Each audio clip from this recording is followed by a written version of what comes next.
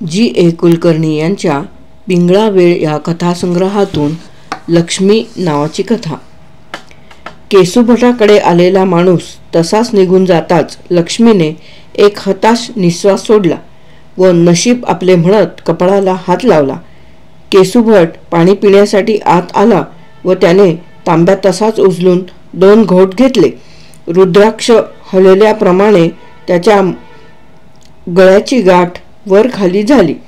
तांब्या खाली ठेवत तो म्हणाला, या केसूभटाला ही माणसं समजतात तरी कोण, कुणास ठाऊक. मी साफ सांगितले, पण 5 रुपये दक्षिणा पडेल.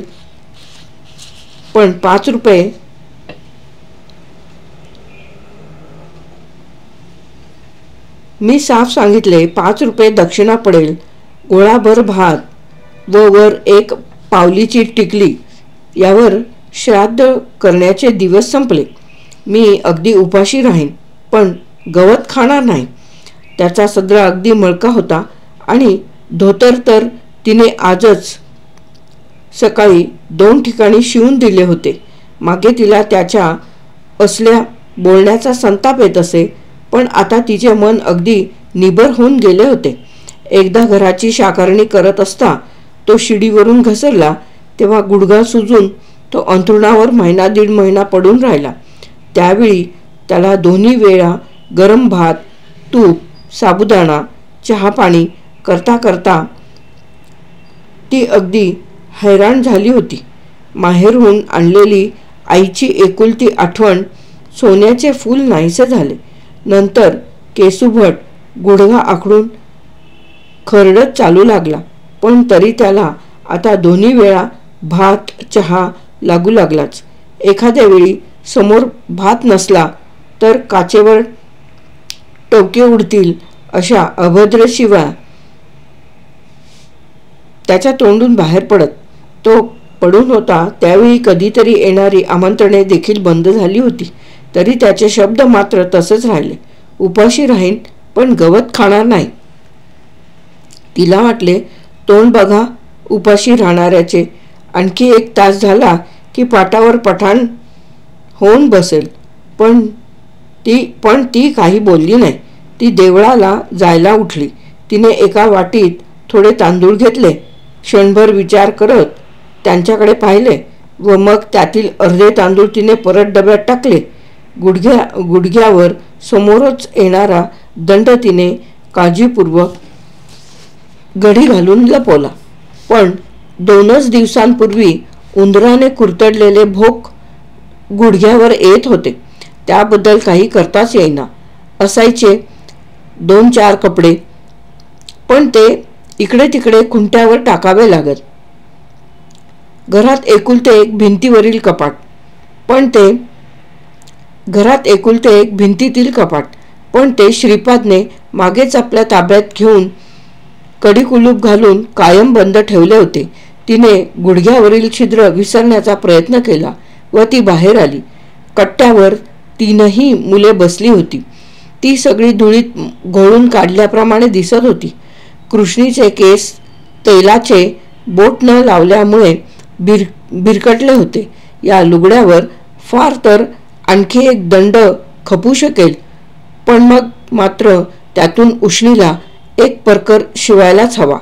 पण तिला एकदम संताप आला व वाटले, मी हाडे झिजवत पाणी भरते, ज्यातला 1 घास आपल्या पोटात जात नाही असले मसालेदार जेवण परक्यांच्या घरी उकडते, पण एकदाही स्वच्छ नवे कपडे आपल्याला मिळू नयेत. रात्रभर भुकेचीच स्वप्ने पडत राहणार नाहीत एवढे तरी अन्न मिळू नये असे आपण केले आहे तरी काय. ती बाहेर आली. त्यावेळी 3घांपैकी कुणी तिच्याकडे वळूनही पाहिले नाही. श्रीपाद एका जुन्या चाकूने 1 काठी तासून गुळगुळीत करीत होता. गेले 7-8 दिवस तो घरी आला की हेच काम करत बसे. ती मळकट काठी आता स्वच्छ शुभ्र झाली होती. तळवा दुमडल्याप्रमाणे दिसणारी तिची मूठ ताठर दिसू लागली होती. श्रीपादला ती काठी केसूभटाला द्यायची होती. कृष्णी व नरसू शेजारीच बसून त्याच्या कामाकडे एकटक पाहत होती. येईपर्यंत चूल पेटवून ठेव असे श्रीपादला सांगायचे तिच्या मनात होते, पण त्याचा आखडलेला गाठ मारून बंद केल्याप्रमाणे दिसणारा चेहरा पाहून तिचे शब्द तसेच राहिले. श्रीपाद दिवसभर हिंडून उदबत्त्या, पापड, काड्यांच्या पेट्या विकत असे. खरे म्हणजे आता शाळेत जायचे त्याचे वय, पण पिशवी काखेत अडकवून तळवे झिजवत तो गावभर भटके. आज तो परत आला तेव्हा चहासाठी म्हणून आत आला, पण घरी चहा नव्हता, कारण गुळ संपून गेला होता. त्याने इकडे तिकडे पाहिले व काही न विचारता बोलता उभ्या उभ्याच पाणी पिऊन तो बाहेर येऊन बसला होता. तिला वाटले, आज का चहा नाही एवढे तरी त्याने विचारायला हवे होते. हा सवतीचा मुलगा, नरसूहून 5-6 वर्षांनीच मोठा. कदाचित तो आपलाच मुलगाही झाला असता, पण घरात तो न शिजलेल्या दाण्यासारखाच राहिला. तिने कितीदा तरी त्याला समोर बसवून समजावून सांगण्याची झंझाट केली होती. अरे, मी का परकी आहे होय? येथे मी तुझ्या आईच्या जागी आले ते काय मोठ्या हौसेने? काकाने मला बोहल्यावर धाडले आणि मी इथे आले. तुझी आई जावी व मी येथे यावे असा का मी कधी नवस केला होता? गोष्टी घडून जातात इतकेच. मी सावत्र आई होईन कशी? अरे, मला स्वतःला सावत्र आई होती माहीत आहे.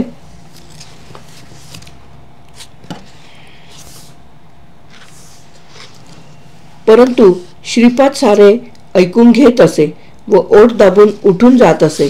एकदा तर त्याने ती बोलायच्या आतच तिला थांबवले होते व म्हटले, मी ते ऐकले आहे 1000दा, आणखी कशाला पुन्हा तेच ते? त्यावेळी वैतागाने काडकन त्याच्या मुस्कटात द्यावी असे तिला वाटले होते, पण तिने स्वतःला सावरले. तेव्हापासून ती बोलली तरच तो बोलत असे, नाहीतर त्याने तिला घरातून पुसूनच टाकले होते. कधीतरी येताना तो जांभळे, एखादे केळे, अगर निरनिराळ्या प्राण्यांची चित्रे असलेली नखा एवढी बिस्किटे आणत असे. तो ती मोठ्या प्रेमाने कृष्णी नरसूला देत असे. दादांची वाटणी ते येताच त्यांच्या हातावर ठेवी, पण तिच्यासाठी मात्र एखाद तुकडा दुसऱ्या सोप्यात कुठेतरी ठेवत असे. त्याने आपल्या आईची 2 जुनेरी पाने बोंद्री झालेली शिवलीलामृताची पोथी, फणेरी पेटी, तेलकट झालेला लाकडी करंडा आणि दोऱ्यासारख्या बारीक तारेची जोडवी अत्यंत व्यवस्थितपणे कपाटात ठेवली होती व त्याला एक लहान झगझगीत कुलूप घातले होते. तिला अनेकदा वाटे आपल्यावर त्याचा हा असला मुरुड शेंगेसारखा राग, पण कृष्णी नरसू असल्याखेरीज त्याला जेवण जात नाही. कसला विलक्षण पोरगा आहे हा. त्याच्या हट्टी डोळ्यांमागे कसले विचार सतत चालले असतील. त्याला काहीच न सांगता ती बाहेर पडली. ती जात असता आपण देखील बरोबर येतो असे कृष्णी किंवा नरसूने म्हटले नाही. दोघेही झाडणीच्या मुडग्याप्रमाणे गप्प बसून राहिली. आता तिला त्या गोष्टीची देखील सवय झाली होती. इतर आया बाहेर जात असता पोरे पदराशी झोंबत येताना काहीतरी आणायला सांगत, काहीच नाही तर त्यांना मंगळून बशीभर पोहे चुरमुरे तरी काढत. कसला तरी हट्ट धरून आपली पोरे अंगाशी आली आहेत हे तर ती कधीच विसरून गेली होती. एकदा नरसूने सहलीला जायला एक आणा मागण्याचा हट्ट धरला होता. तेव्हा हताशपणे तिने त्याला थप्पड दिली होती. तेव्हापासून त्याने तिच्याकडे गुळाचा खडा देखील मागितला नव्हता. कृष्णीला एकदा गजगे हवे होते. प्रथम थोडे दिवस ती खडे गोळा करून खेळली. नंतर तिने तो खेळच सोडून दिला व इतर मुली खेळत असता ती बाजूला बसून नुसते पाहू लागली. तिला वाटले, ही मुले समजूतदार झाली नाहीत, ती वठली आहेत. बघता बघता ती वाढतील, जगतील, आपापल्या मार्गाने निघून जातील आणि मग आईने एकदा हे करून दिले होते ते एकदा आणून दिले होते असल्या आपल्याविषयीच्या साध्या आठवणी देखील त्यांच्या आयुष्यात राहणार नाहीत. आणि तरी बाप मात्र उपाशी राहीन पण गवत खाणार नाही असे ताठरपणे म्हणत राहतो. हे घर इतके मानी झाले आहे की आता आपणा कुणालाच स्वाभिमान उरला नाही. ती बाहेर पडली. रस्त्यावरचे ऊन आता कमी झाले होते तरी धूळ अद्याप उबदार होती व अनवाणी पावलांना ती सुखकारक वाटत होती.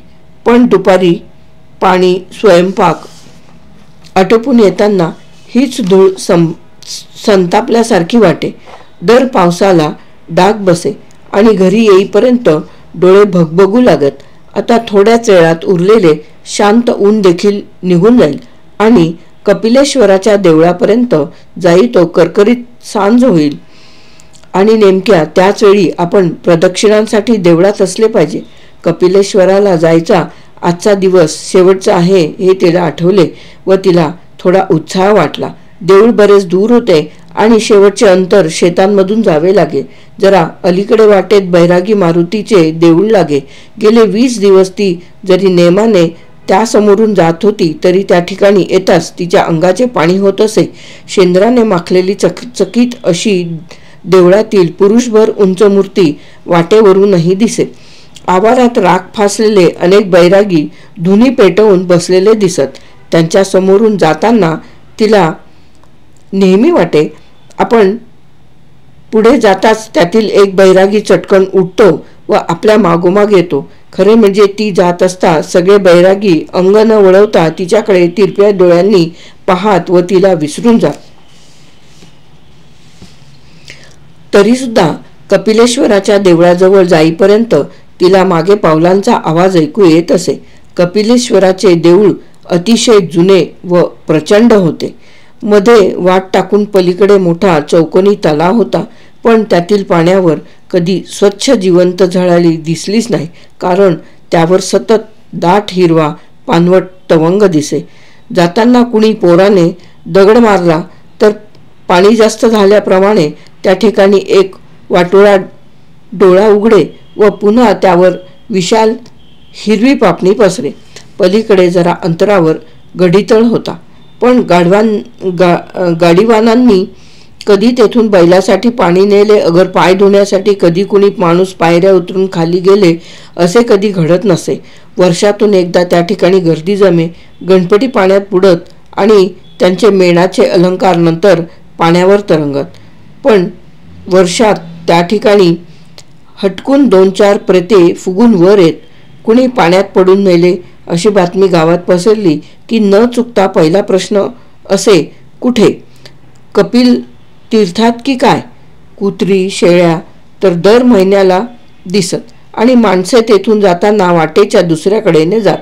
त्या तलावाकडे पाहिले की तिला हटकून शाकंभरीचे देऊळ आणि तेथला तलाव आठवे. तेथील पाणी इरकली निळे लुगडे उन्हात पसरल्याप्रमाणे रेशमी निळे होते आणि त्यात मधून मधून तबकावरून दिल्याप्रमाणे गोलसर पानांवर पांढऱ्या कमळांच्या बोंडूस कळ्या दिसत. त्यात अंग बुडवून बाहेर आले की अंगाची चाफेकळीच झाली आहे असे वाटू लागे. कपिलेश्वराच्या पायऱ्या चढून आल्यावर आत एखाद्या पंजात सापडल्यासारखे वाटे. गाभाऱ्यात एक लाकडी समई होती. पिंडीवर कधीतरी बेल दिसे पण ते कोण करते, समई कोण लावते हे तिला कधी समजलेच नाही कारण गेल्या 20 दिवसांत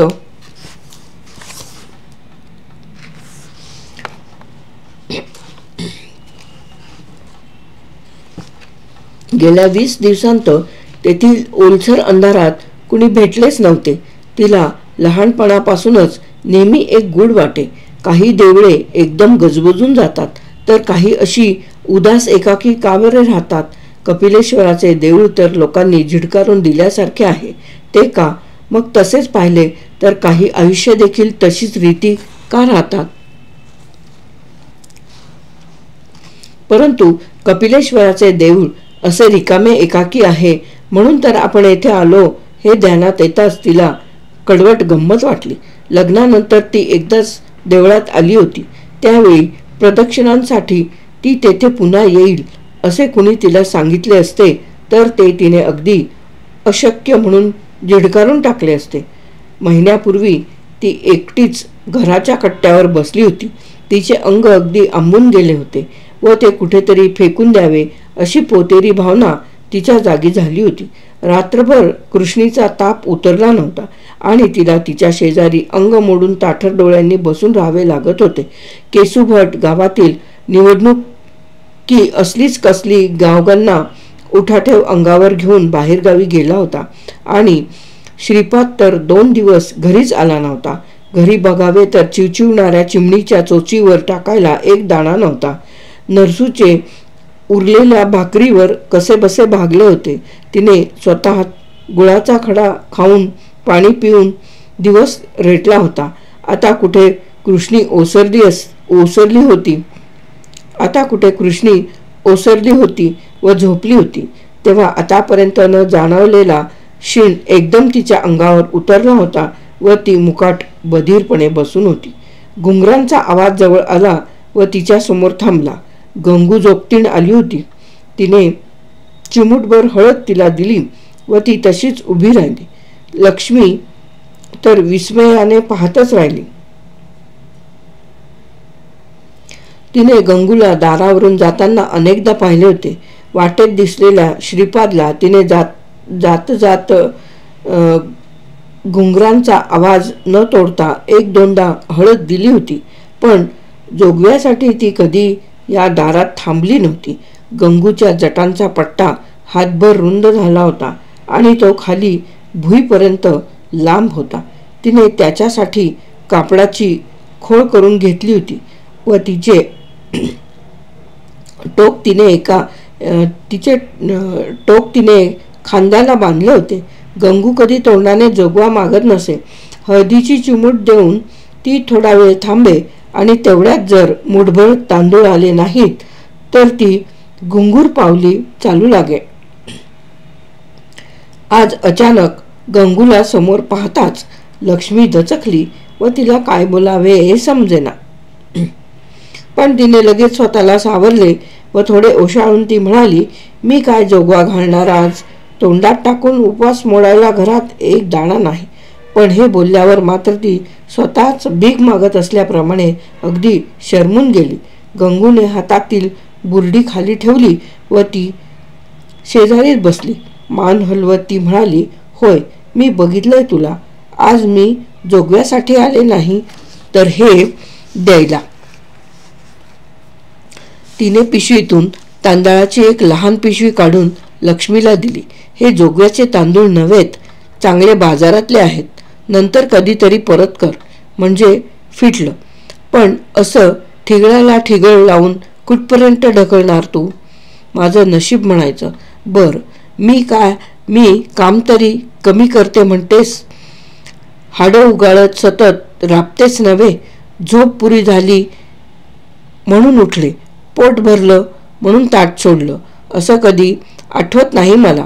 पूजा केल्या, मंत्रपोथ्या झाल्या, उपास मागून घेतले, काही म्हणून करायचे ठेवले नाही देवादिक. आता फक्त सरळ काळजालाच बगाड लावून घ्यायचं उरलं आहे. त्या बिचाऱ्या देवाला माझी भाषाच समजत नाही की काय तोच जाणे. लक्ष्मी म्हणाली.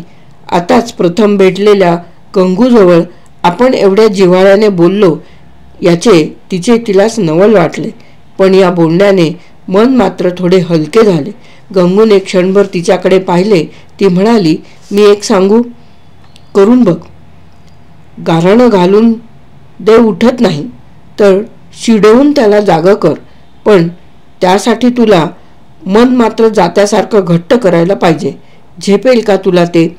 कुठल्या तरी देवळात करकरीत सांजेला 21 दिवस दररोज 21 प्रदक्षिणा घालून बघ. मात्र या सगळ्या प्रदक्षिणा उलट्या घाल. सगळंच करून भागले तेवढं तरी का सोडायचं? निश्वास सोडत लक्ष्मी म्हणाली. चटईवर पडल्या पडल्या तिने 2 दिवस विचार केला होता. मग धैर्याने तो उपाय करून पाहण्याचे तिने ठरवले होते. संध्याकाळी ती गणपतीच्या देवळात गेली, पण तेथे तर मोहळासारखी गर्दी होती. विठोबाच्या देवळात तिने एक प्रदक्षिणा केली असेल तेव्हा पुजारी अंगावर धावून आला व रानवट बोलत त्याने तिला देवळाबाहेर हाकलले. दुर्गाईच्या देवळात तर पुजारीण हातात काठीच घेऊन मागे लागली व तिला तोंड झाकून परत येईपर्यंत पुरे झाले. पण या साऱ्यामुळेच तिची ईर्ष्या वाढली. तिला एकदम कपिलेश्वराचे देऊळ आठवले व त्याबरोबर भीतीने अंगही झरझरले. तिने नरसूला बरोबर येतोस का म्हणून विचारले तर त्याने चक्क हट म्हटले. शेवटी तिने वाटीत 4 दाणे तांदूळ घेतले व स्वतःच ती धीटपणे गेली होती. आज शेवटचा दिवस होता. या साऱ्याचे काही फळ पदरात पडेल असे तिला कधी वाटलेच नव्हते. पण हे एक देखील संपून जाणार म्हणून तिला मोकळे वाटत होते. तिने शेवटची प्रदक्षिणा पुरी केली. गाभाऱ्यासमोर उभे राहून तिने नमस्कार केला व पिंडीवर तांदूळ टाकून ती परतण्यासाठी वळली. तोच समोर काहीतरी मऊ अवजड पडल्याचा आवाज झाला व ती भीतीने गोठून पाहतच राहिली. छताजवळील तुळईवरून एक अजस्त्र अजगर खाली उतरत होता. हळूहळू त्याची उरलेली वेटोळी संथपणे उलगडली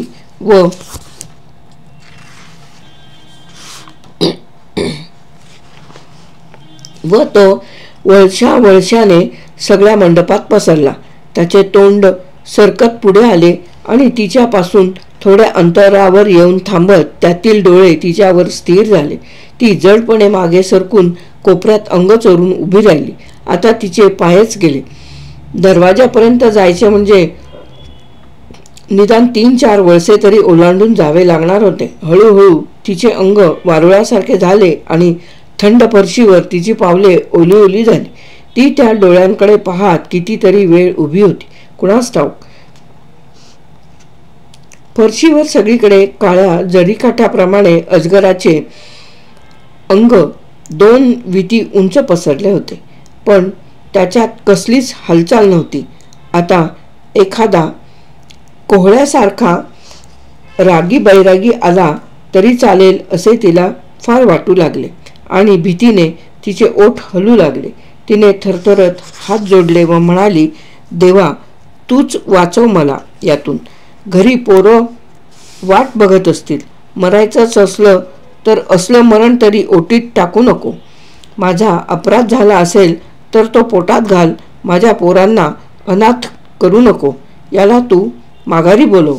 नंतरही तिचे ओठ सारखे थरथरत होते, पण थोड्या वेळाने ते आपोआप थांबले. अजगराचे डोळे अद्याप तसेच स्थिर निर्विकार होते. तिला वाटू लागले, आता निदान पहाट तरी लवकर व्हावी. दारातून सूर्यप्रकाशाचा भरजरी पदर आत यावा, पण भोवतालचा धुगधुग अंधार तसाच राहिला आणि सापाने आपल्या डोळ्यांनी काळच गोठून टाकल्याप्रमाणे वेळ जाता जाता जाईना. दरवाजाजवळील खिडकीपाशी पडलेल्या लहान खिंडारातून मधूनच वारा आत घुसत होता. तो तसा आला की गाभाऱ्यातील ज्योत अंग मुरडून इकडे तिकडे पाहत असल्याप्रमाणे हले व गुळगुळीत शिवलिंगावर पडलेला पुसट प्रकाश थोडा सरके. नंतर अजगराच्या तोंडाची हालचाल झाली व तिचा जीव एकदम गोळा होऊन डोळ्यांत आला, पण त्याने अवजड अंग सावकाश मागे वळवले. त्याची हालचाल काळ्या लाटेने अंगभर पसरली व तो संथपणे खिडकीकडे सरकू लागला. तो खिडकीत चढून खिंडारातून बाहेर जाऊ लागताच सुटकेने तिचा स्वतःवरचा ताबा सुटला व ती एकदम हुंदके देऊ लागली. अंग ओढत अजगर वर चढू लागताच मंडप मोकळा होऊ लागला, पण त्याचा थोडा भागच बाहेर राहीपर्यंत तिचे पाय जिवंत झाले नाहीत. मग ती धावत सुटली व दरवाजाजवळ आली. आता अजगराचा 2 विती भागच बाहेर उरला होता. ती कृतज्ञतेने चिंब झाली व पुटपुटली, माझ्यावर दया केलीस. मला भाऊ नाही, पण तू मिळालास. आता दर नागपंचमीला मी तुझी पूजा करीन. आणि आवेगाने तिने उरलेल्या भागास हळूच स्पर्श केला. नंतर काय झाले हे तिला प्रथम समजलेच नाही. अजगराचा स्पर्श केलेला भाग एकदम पिवळसर होऊन खाली पडला. तिची बोटे चेंगरली. कळवळत तिने पावले मागे घेतली व काय पडले हे पाहण्यासाठी तिने तो तुकडा उचलला. त्या वजनदार पिवळसर रंगावरूनच तिने ओळखले व ती उद्गारली, सोने. तिने सोन्याचे कांड झटकन पदराखाली झाकले आणि अंगात वारे भरल्याप्रमाणे धावत ती घरी परतली. तिने धाडकन दरवाजा उघडून लगेच पुन्हा लावला व ती तेथेच धापा टाकत उभी राहिली. घरी श्रीपादने दिवा लावलेला दिसत होता व मुले केसूभटाजवळ बसून काहीतरी ऐकत होती. ती आत येताच सगळ्यांनी फारशा उत्सुक नसलेल्या डोळ्यांनी तिच्याकडे पाहिले, पण ती आपल्यातच सुखावली होती. मंद घरगुती प्रकाश असलेला सोपा, तेथे बसलेली आपली मुले, आपले घर, हे सारे पुन्हा पाहताच अंगावरचे दाट काळे कवच उकलून पडल्यासारखे तिला वाटत होते आणि तिचा चेहरा सहजपणे हसरा झाला होता. पण केसूभटाने कपाळाला एक आठी घालत म्हटले, चांगल्या बायका दिवे लागणीनंतर इतका वेळ उंडरत फिरत नसतात. आणि जाताना नेलेली आलमींची वाटी कुठं आहे? फुंकर टाकल्याप्रमाणे तिचा आनंद धुरकटला. आणि खरेच ती वाटी देवळातच की वाटेत कुठे पडली की कुणास ठाऊक. पण तिला थोडा रागही आला. ती पुढे झाली आणि हात नाचवत म्हणाली, मी काही तळवाळणीप्रमाणे भटकायला गेले होते सगळ्या तुमच्याचसाठी. हे बघा. आणि तिने सोन्याचे कांड त्याच्या समोर टाकले. केसूभट चटकन उठला व जाजमावर बसत त्याने तो तुकडा उचलून पाहिला. पोरे देखील उत्सुकतेने पुढे कल्ली. सोनं कुठं मिळालं तुला? कुठून आणलंस हे? केसूभटाने अधाशीपणाने विचारले. ये इथं बैस पेटीवर आणि सांग बघू सगळं. पेटीवर बसताच तिला एकदम नवल वाटले. नवरा पोरे उत्सुकतेने आपल्यासमोर बसली आहेत. श्रीपाद देखील आपले बोलणे ऐकायला नाखुश नाही. असे पूर्वी कधी घडले नव्हते. तिने कृष्णीच्या केसात हात फिरवत सगळी हकीकत सांगितली. पण अजगर समोर बघताच हाडाचं पाणी पाणी झालं. इथलं सगळं आठवलं आणि माझ्या डोळ्यांतील पाणी आवरेना. मोकळी सुटल्यावर कधी आयुष्यात घर पाहिलंच नव्हतं की काय अशी धावत आले बघा इथं. ती आपल्यातच रमून सांगत होती. खरंच सोनं आहे ना हे? केसूभटाने पुन्हा निरखून पाहत म्हटले व तो जाजमावरून उठून सोप्यावरच एरझारा घालू लागला. दादा, म्हणजे आम्ही आता श्रीमंत झालो काय? नरसूने विचारले. हां, 1-2 वर्ष तरी ददात नाही. 2 वेळा जेवण भरपूर मिळेल. केसूभट मध्येच थांबत म्हणाला. त्यावर श्रीपाद देखील थोडा हसला व पांगाऱ्याचे बी घासल्याप्रमाणे त्याच्या चेहऱ्यावर थोडी ऊब दिसली. लक्ष्मीला मात्र थोडे हिरमुसल्यासारखे वाटले. एवढ्या मरणातून आपण सुटलो म्हणताच मुले सोने टाकून आपल्याला बिलगतील. नवरा निदान 2 शब्द तरी प्रेमळ बोलेल असे तिला वाटले होते.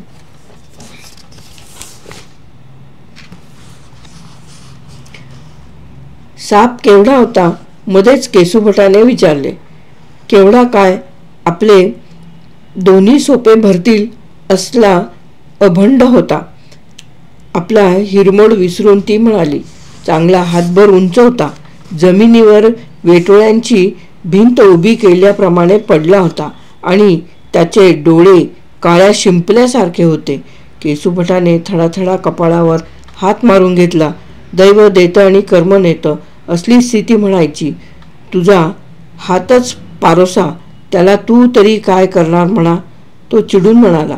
माझंही दळभद्र नशीब तसंच. देशपांड्यांची मुलगी पायानं वधू होती खरी, पण चांगले 800 रुपये घवघवीत मिळाले असते. पण मला काय बुद्धी झाली कोणास ठाऊक. तूच पडणार होतीस ना गळ्यात आणि तू तरी अशी काय तन्मणी लागून गेली आहेस देव जाणे. सगळा अजगर समोर असता जर तू हात लावला असतास तर जन्माचं कल्याण होऊन गेलं असतं. लग्नात आलीस ते हातात फक्त एक नारळ घेऊन. तो नारळ तरी होता की नाही कुणास ठाऊक. 2 करवंट्या एकमेकींवर ठेवल्या असतीलही तू. एक तुला आणि एक मला. आता नशिबाचं घबाड समोर आलं होतं तर तू मिरवलंस हे कांडकं. असलीच सगळी माणसं माझ्या वाट्याला कशी आली. लक्ष्मी डोळे मोठे करीत अविश्वासाने ऐकत राहिली आणि हळूहळू तिच्यात आग पेटत चालली.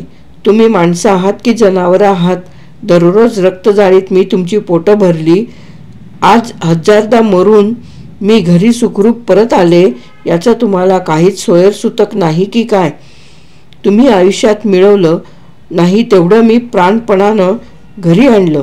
आपल्या वाट्याला होतं तेवढं आपल्या पदरात पडलं तरी ओरडत राहणारी कसली कृतघ्न माणसं आहात तुम्ही, ती म्हणाली.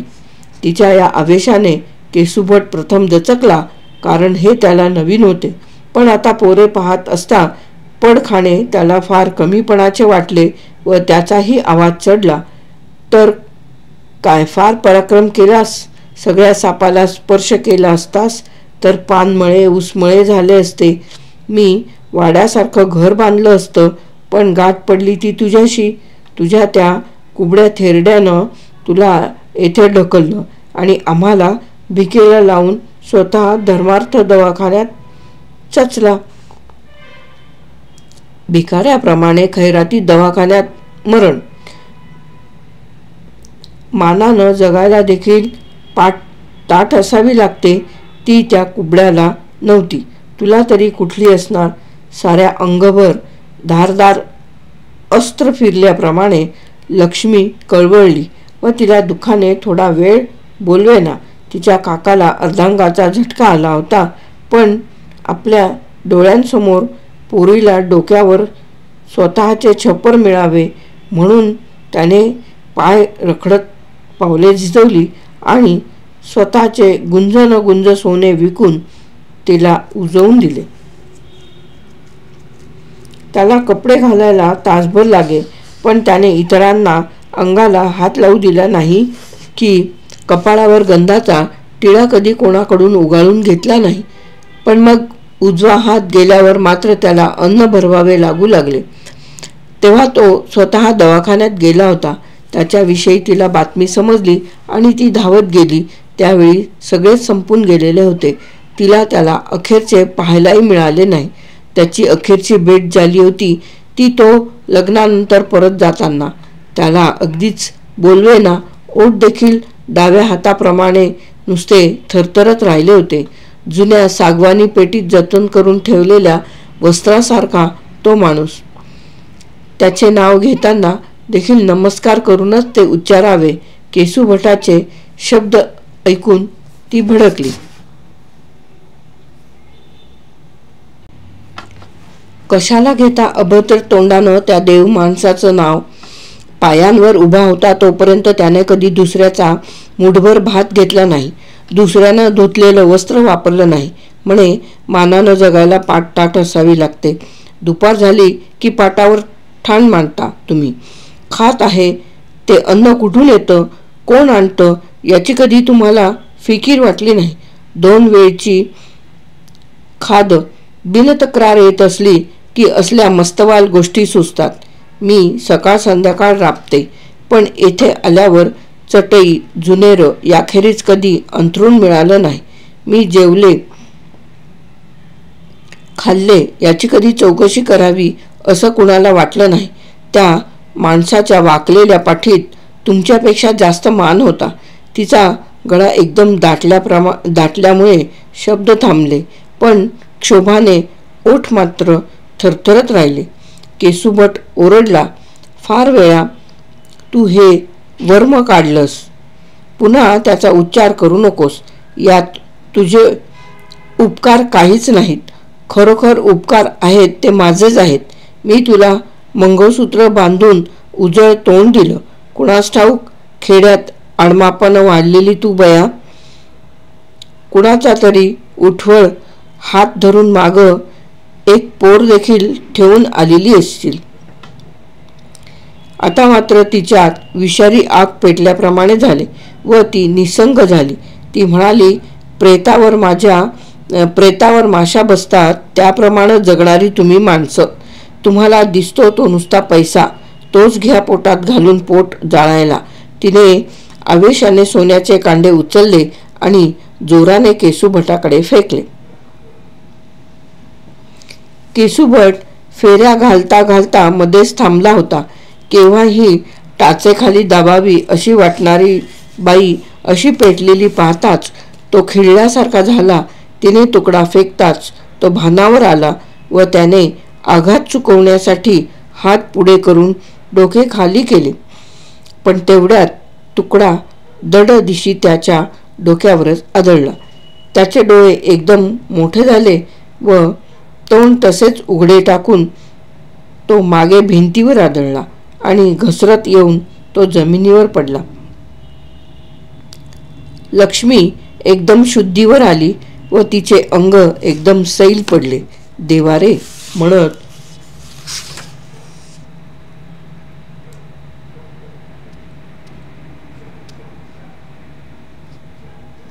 लक्ष्मी एकदम शुद्धीवर आली व तिचे अंग एकदम सैल पडले. देवा रे म्हणत ती एकदम तिकडे धावली. पण आता उठून आलेल्या श्रीपादने तिला मागे ढकलले व तो केसूभटाजवळ आला. त्याने अवघडून जमिनीवर पडलेल्या केसूभटाला जमिनीवर सरळ झोपवले. आता त्याचे डोळे ओलसर डिंक गोळीप्रमाणे मळकट निर्जीव दिसत होते. श्वासही घरघरीत होत येत होता व रक्त डोक्याखाली ओघळू लागले होते. श्रीपादने झटकन नरसूच्या खांद्यावर हात मारला व म्हटले, नरशा पळ आणि केळकर डॉक्टरला जसेच्या तसे या म्हणून सांग. म्हणावं, दादा पडले आहेत. हां, आणखी काही बडबडू नको. त्याने सोन्याचे कांड उचलले व घाईने पेटीमागे टाकले. कृष्णी त्यावरून दुरूनच पाहत होती, पण रक्त पाहताच ती एकदम रडू लागली. श्रीपादने तिला बाजूला नेले व जाजमावर बसवत म्हटले, गप्प बस इथं. दादांना काही झालं नाही आणि डॉक्टर येऊन जाईपर्यंत एक शब्द बोलायचा नाही, काय? नंतर त्याने टासून ठेवलेली काठी उचलली व ती उलटी करून मूठ लक्ष्मीसमोर हलवत म्हटले, डॉक्टर याच्या आत तू येथून चालती हो.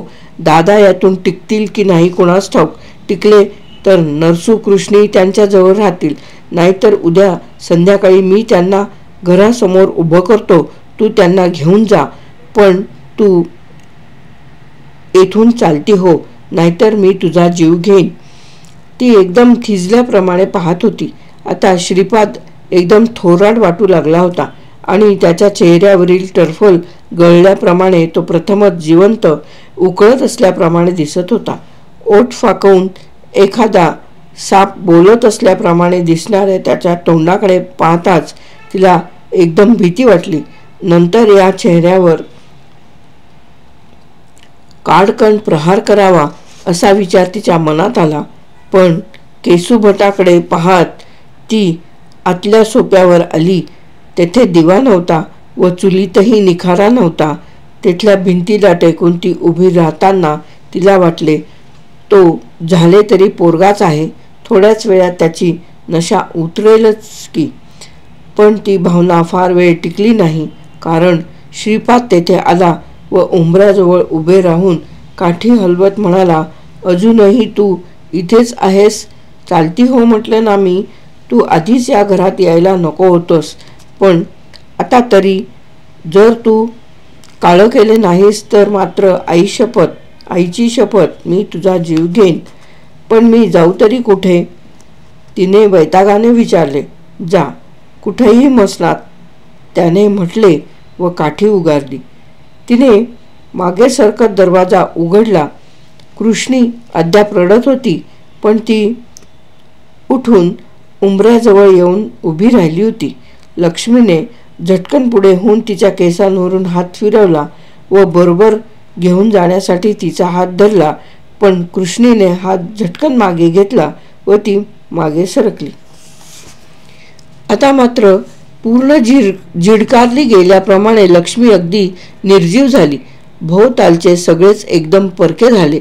आतापर्यंत घर असलेल्या भिंती मातीचे केवळ ढिगारे झाले. थोडी भांडी, दांडीवर टाकलेले अंग, झाकण्यापुरतेच असलेले कपडे, घर उबदार करणारा पहिल्या सोप्यावरील प्रकाश देखील तिराईत होऊन तो केवळ इतरांसाठीच प्रकाशत आहे असे तिला वाटू लागले. दररोज कुचंबलेले अंग चटईवर पसरताना आईप्रमाणे वाटणारी भुई देखील आता पावलांना थंड बोचरी वाटू लागली. ती बाहेर आली व क्षणभर रेंगाळली. अजूनही तिला आशा होती, सकाळी सारे उजळेल, डॉक्टर येऊन जातील, काळजी करण्याचे कारण नाही म्हणून सांगतील आणि कुणास ठाऊक श्रीपाद देखील खालच्या मानाने क्षमा मागेल. तो एक आडदांड पण पोरच आहे. पण त्या विचाराबरोबर ती विषण्णही झाली. असे झाले तरी त्यानंतर, त्या शब्दानंतर त्या घरात पूर्वीसारखे कधी राहता येईल? ते सोपे पुन्हा घर होतील का? या माणसांचे खरे चेहरे कधीतरी मनातून पुसून टाकता येतील का? आणि ती कृष्णी, एकदा नाळ तुटली, आता अजाणता का होईना आतडे तुटले, नंतर ती कशी वागली तर ती जखम आपण कधी विसरणार? हे सगळे कधी घडलेच नाही अशा तऱ्हेने सारे विसरून जाण्या इतके मोठे मन आपल्यात नाहीच तर त्याला काय करणार? माणसाप्रमाणेच अनेक वर्षे उभे असलेले घर देखील असे चटकन मरून जाऊ शकते ही जाणीव तिला अगदी नवीन होती. तिला भ्रमिष्ठासारखे वाटू लागले. आता रात्र झाली होती व उरलेली रात्र कुठे काढावी हे तिला समजेना. आता अवेळी तू येथे अशी का असे कुणी सुद्धा विचारणार नाही अशी एकच जागा तिला माहीत होती. पण पुन्हा कपिलेश्वराचे नाव घेताच ती थरकली. तिला ते भयान क्षण आठवले. पण त्याचवेळी अजगर नाहीसा झाल्यावर मोकळा झालेला मंडपही आठवला. आता तिला त्या गुळगुळीत फरशीवर निवांतपणे अंग टाकल्यासारखे वाटू लागले. तिच्या मनात एक बेदरकार विचार आला तर येऊ दे. पुन्हा अजगर गिळून टाकले तर सुटेन तरी मी. स्वतःशीच हरवून ती अंधारातून चालत होती. वाटेत बैरागी मारुतीचे देऊळ आले. तेथे येताच ती दचकून थांबली. दाटलेल्या अंधारामुळे आवारातील धुनी जास्तीच जळजळीत लाल दिसत होत्या व काळ्या बैलावरील ताज्या जखमांप्रमाणे त्या दिसत होत्या. राखेने माखलेले बैरागी आता मांडी मोडून बसण्याऐवजी पाय दुमडून आडवे झाले होते. पण मारुतीची मूर्ती मात्र आत बाहेर तापल्याप्रमाणे लालभडक प्रकाशत होती. तिचा उगारलेला हात आपल्यासाठीच आहे की काय असे वाटून ती क्षणभर बेदरली व वेगाने पुढे सरकली.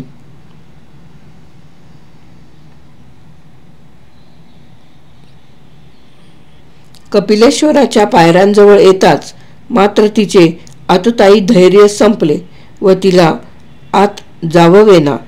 खूप आत समईतील ज्योतीचे पिवळे बोट दिसत होते. खूप आत समईतील ज्योतीचे पिवळे बोट दिसत होते व तिचा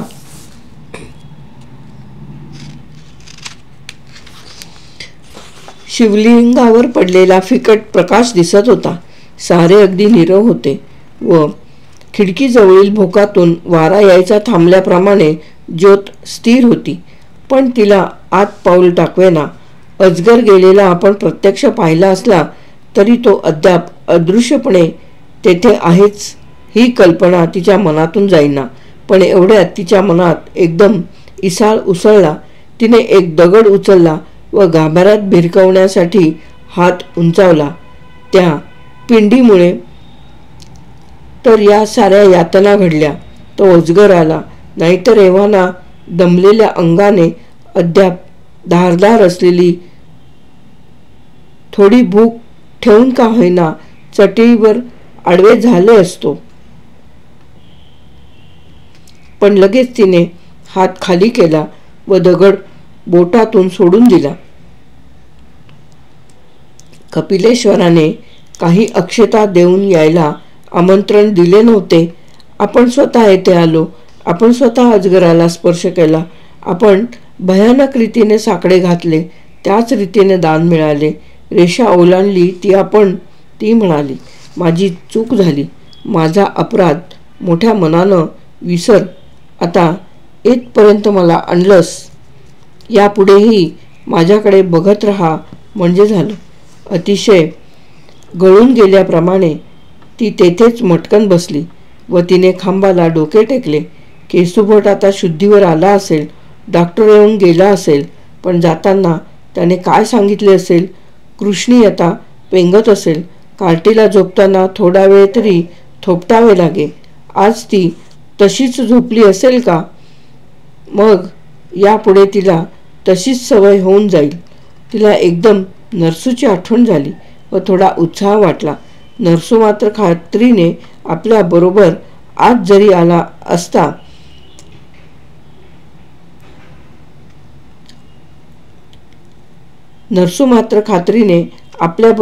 आज तरी आला असता. पण तिने स्वतःला कितीही बजावले तरी तिला त्याबद्दल विश्वासच वाटेना. आला असता की तोही कृष्णीप्रमाणेच छट. तो नक्की आला असता. आलाच असता. पण तो घरीच नव्हता. त्यामुळे ते निदान संदिग्ध राहिले याचे तिला बरेच वाटले. म्हणजे भोवतालचे घर व माणसे सरकून गेल्यावर तेथून निघताना एकंदरीने पदरात राहिले काय? तर ही असता नसताची निर्णय न झाल्यामुळे तोंडवळाच न उमटलेली आतड्याची एक तिडीक एवढेच. ती बसली होती. तेथून कपिल तीर्थाची रस्त्याकडेची भिंत अस्पष्ट पांढरी दिसत होती. तिला वाटले तिच्या पलीकडे आहे तो हिरवागार दाट तवंग. त्याखाली किती खोल कुणास ठाऊक काळे पाणी. त्यात दगड टाकला की त्या आकाराचा डाग उमटतो. नंतर संथपणे तो नाहीसा होऊन हिरव्यातील काळे छिद्र बुजून जाते. हात तुडवला तर 5 बोटांचा आकार दिसेल. हात बुडवला तर 5 बोटांचा आकार दिसेल. अंगच टाकले तर तीच आकृती हिरव्यात दिसेल. नंतर ती खूणही राहणार नाही. वर अंधार, खाली अंधारासारखे पाणी, वरून आत जायला बाजूला करावा लागतो तो केवळ हा मखमली हिरवा पडदा. तिला जाग आली तेव्हा आपले डोके अवजड होऊन भणभणत आहे हे तिला जाणवले. तिला भूकही लागली होती. पण तिला त्या भुकेचा एकदम रागही आला व तिला वाटले ही सटवी भूक देखील कशी दैत्यासारखी आहे. कुणी मरत असले तरी हिचे पोट कुडतडणे थांबत नाही. तिने अवघडलेल्या मानेवर हात फिरवला व थंडगार वाऱ्यात पदर जास्तच लपेटून घेऊन ती पुन्हा खांबाला टेकून बसली आणि ती एकदम चमकल्यासारखी झाली. तीर्थाच्या भिंतीवर बरीच माणसे बसल्याचे तिला स्पष्ट दिसत होते. ह्या असल्या वाघूळ वेळी ती माणसे तेथे काय करत असतील याचे तिला एकदम कुतूहल वाटले. ती उठली व पुन्हा पुढे गेली. पण मध्येच थांबून झरकन वळत तिने मागे पाहिले. पाठीमागून कुणीतरी येत असल्याप्रमाणे पावलांचा आवाज तिने ऐकला होता. परंतु मागे कुणी नव्हते. मंडपाच्या विस्तारानंतर गाभाऱ्यातून पिंडी मात्र तिने सांगितल्याप्रमाणे तिच्याकडेच बघत असल्याप्रमाणे दिसत होती इतकेच. ती पुन्हा वळली व अदृश्य धागाने ओढल्याप्रमाणे तीर्थाजवळ आली. ती जवळ आली तेव्हा तिला दिसले की भिंतीवर स्त्री पुरुष दोन्ही आहेत. तिला पाहताच पाठीत वाकलेली एक बाई पुढे आली व थकलेल्या सैल आवाजात म्हणाली, ये ग, आम्ही कितीतरी वेळ तुझीच वाट पाहत होतो.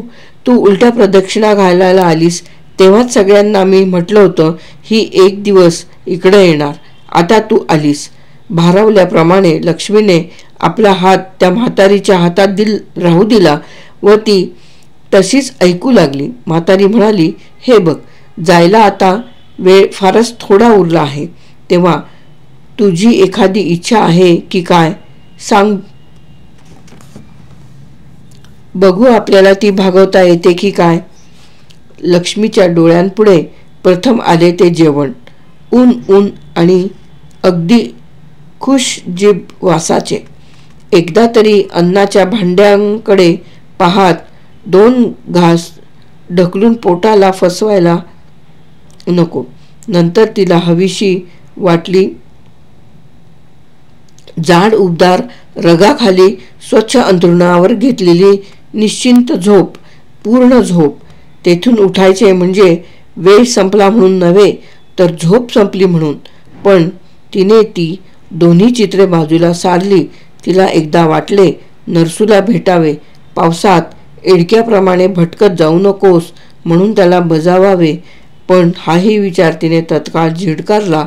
तो हळवा फोड तसाच न फोडता राहू द्यावा. फोडून पाहून आणखी यातना नकोत. तो आला असता का? आलाच असता की कृष्णीप्रमाणेच. तिला एकदम श्रीपादची आठवण झाली. सदोदित निर्विकार चेहरा ठेवून तिच्याशी पोरक्याप्रमाणे वागणारा श्रीपाद. पण त्याने आपल्या आईच्या वेटलेल्या बांगड्या देखील कपाटात जपून ठेवल्या होत्या. पण हातात काठी घेऊन उभा राहताच त्याचा चेहरा संतापाने आवळला होता आणि डोळे कुचलीच्या बियांप्रमाणे विषारी द्वेषाने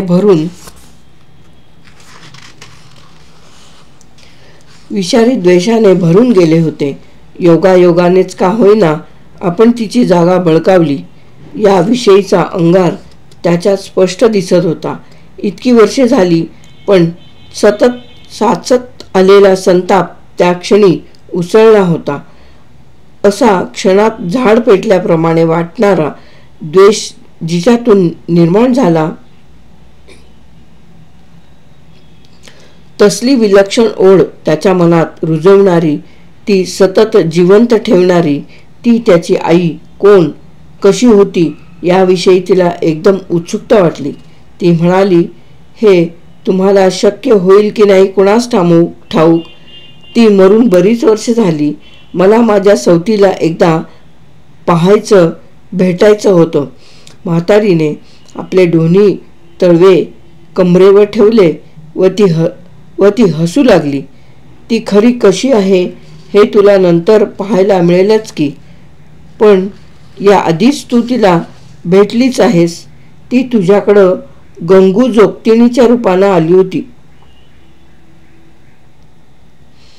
इथं प्रत्येकाला कोणतंही रूप घेता येतं. काही दिवसांनी तुला देखील घेता येईल. म्हणजे त्या दिवशीची गंगू जोगतीण म्हणजे? तिने जड आवाजात विचारले. पण तिचे शब्द अर्धेच राहिले. म्हातारीने मान वळवली व म्हटले, म्हणजे तुम्हाला येथे भेटतात ती सगळीच माणसं खरोखर जिवंतच असतात असं का तुला वाटतं? खुळीच आहेस. म्हातारी त्यावर थोडी हसली. भिंतीवर बसलेल्या 1-2 जणांच्या हसण्याचाही आवाज आला. लक्ष्मीच्या अंगावरून झरदिशी काटा सरकला व तिला पूर्णपणे रिते झाल्यासारखे वाटले. ती भानावर आली तेव्हा ती म्हातारीचा हात धरून तीर्थातील पायऱ्या उतरून खाली आली होती आणि तळव्यांना थंड पाण्याचा स्पर्श होत असलेली तिची पावले तो हिरवा पडदा बाजूला सारण्यासाठी त्या खाली सरकली होती. कथा समाप्त.